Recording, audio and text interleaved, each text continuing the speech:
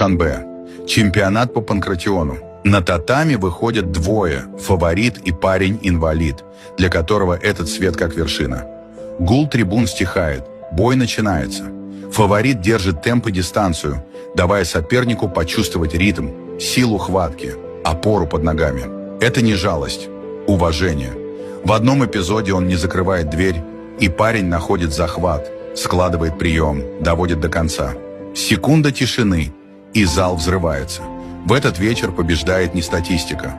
Побеждает человечность, сила, которая поднимает, а не давит. Фаворит берет соперника за запястье и поднимает руку. В этом жесте месяцы тренировок и упорства. Трибуны встают, но важнее – взгляд бойцов, теплый. Президент Федерации Воси Юсупов вручает ему кубок и сертификаты, о которых он так долго мечтал. Сегодня каждый понял. Самая чистая сила – переводить чужую мечту в реальность.